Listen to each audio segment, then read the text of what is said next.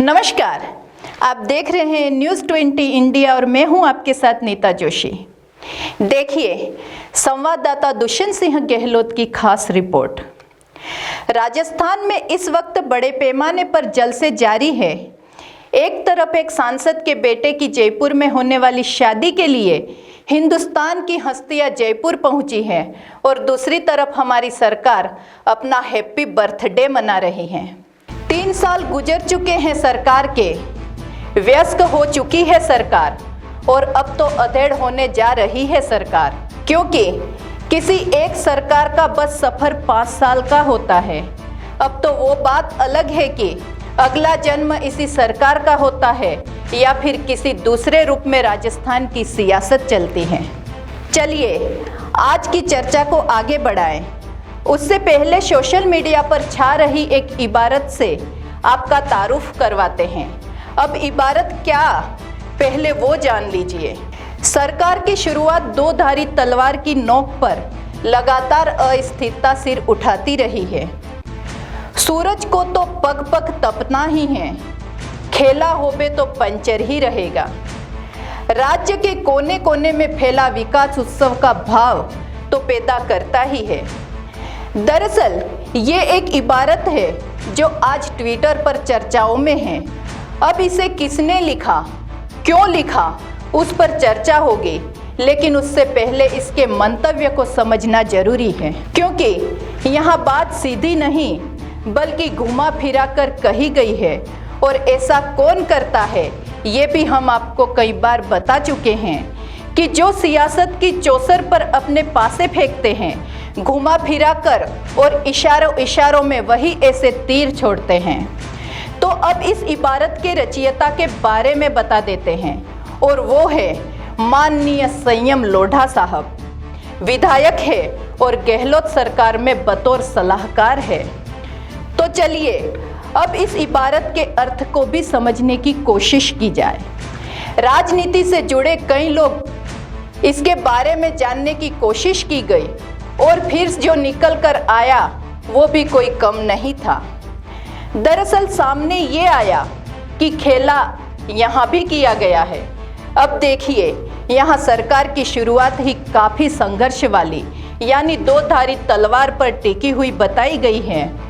अब इसे यूं देखिए कि जिस तरह हिंदी के छायावादी कवि अपनी लेखनी चलाते हैं और उनकी रचनाओं के कई अर्थ निकल जाते हैं और जिन्हें समझना आसान नहीं होता, जनाब यहाँ भी हाल कुछ ऐसे ही है। कहा जा रहा है कि खेला होवे तो पेंचर ही रहेगा। सीधे तौर पर सचिन पायलट को निशाना बनाकर तंज कसा गया है।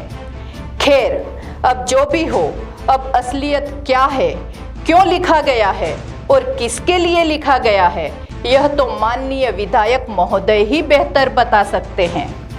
लेकिन इस इबारत के सामने आने के बाद जो चर्चाएं चल रही थी, हमने केवल उसी पर बात की। ऐसा लिखकर एक बार फिर गहलोत वर्सेस पायलट के मुद्दे को हवा दे दी गई है। बहरहाल अब देखिए गहलोत सरकार पिछले 2-3 दिन से सूबे में अपनी उपलब्धियां गिना रही है।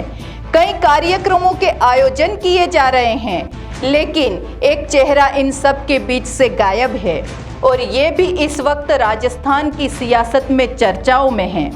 दरअसल सूबे में चल रहे सरकार के जश्न के बीच पूर्व डिप्टी सीएम सचिन पायलट का नदारद रहना, ना कोई बधाई, ना कोई चिट्ठी, ना कोई संदेशा और गहलोत साहब को कोई मुबारकबाद भी नहीं। तो क्या माना जाए, क्या वाकई खेला चल रहा है? अब संयम लोढ़ा साहब ने लिख दिया कि खेला होवे तो पेंचर ही रहेगा, तो क्या वाकई हाथ में कुछ नहीं है? सवाल यही कि सरकार के जश्न में दूरियां बनाने की आखिर वजह क्या है? हालांकि 6 दिन पहले ये सभी एक मंच पर थे, जोरदार भाषण भी दिया था, लेकिन फिर अचानक कहां गायब हो गए। हालांकि ट्विटर पर गाहे बगाहे मौजूदगी तो नजर आ रही है, लेकिन असल में कहां चले गए, अब तो दोनों ही खेमों के लोग जानने की कोशिश में जुटे हैं। और खेमों की बात हम नहीं करते हैं, हालत कुछ यही बयां कर रहे हैं। और एक बार फिर बात वहीं की सियासत में सीधे तौर पर किसी पर तीर नहीं छोड़े जाते, लेकिन घुमा फिरा कर तरकश से जो तीर निकलते हैं वो घाव भी कुछ ज़्यादा ही करते हैं। और अब तो तीर संयम लोढ़ा साहब ने छोड़ा है, जाहिर है वो भी कहीं ना कहीं लगा ही होगा। लेकिन हाँ, इन हालातों को देख ये तो साफ है कि अभी सियासी तरकश खाली नहीं हुए हैं। बयानों की बौछारों से लगता है जारी रहेगी और फिर मंच से निकली ये तस्वीरें भी लगता है राजस्थान की सियासत में तो बेमानी ही है। बहरहाल गहलोत सरकार के जश्न से पायलट की दुनिया गहलोत खेमे से जुड़े नेताओं के सियासी बयान और अभी के हालात अपने आप में काफ़ी कुछ कह देते हैं। सोचिएगा आप भी कि क्या हो सकते हैं अभी और भी राजस्थान की सियासत के मायने। नमस्कार।